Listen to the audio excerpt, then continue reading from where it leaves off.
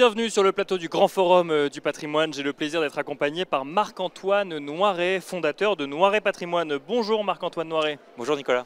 Merci d'être avec nous sur le plateau du Grand Forum du Patrimoine. Vous avez été récompensé aujourd'hui dans le cadre des trophées du patrimoine 2025, notamment dans la catégorie Région Nord. Félicitations pour ce trophée. Merci. Qu'est-ce que ça vous fait d'être récompensé aujourd'hui au sein du Grand Forum du Patrimoine ?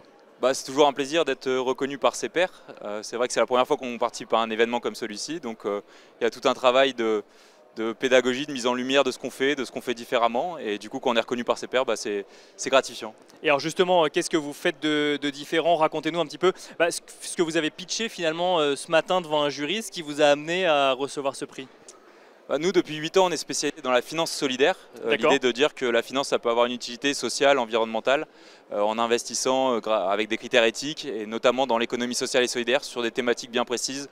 Le handicap, l'insertion, le logement, les terres agricoles, etc.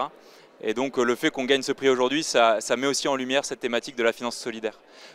C'est facile de faire de la finance solidaire en 2024 et vous me voyez venir en 2025 ? Alors c'est plus facile que ça l'était en 2016. Ok, d'accord. Parce que le marché se structure, que c'est des thématiques aussi qui ont évolué.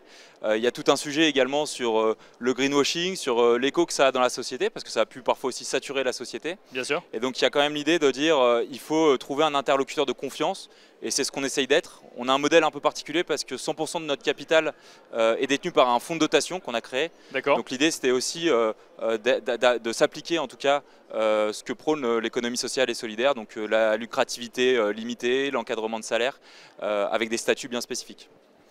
Qu'est-ce qu'on peut vous souhaiter pour 2025 à Noiret Patrimoine ? De continuer sa croissance. Aujourd'hui on est 8 et donc le but c'est en 8 ans, c'est qu'il y ait une 9e personne qui vienne nous rejoindre pour continuer la structuration et pouvoir répondre à notre mission d'entreprise.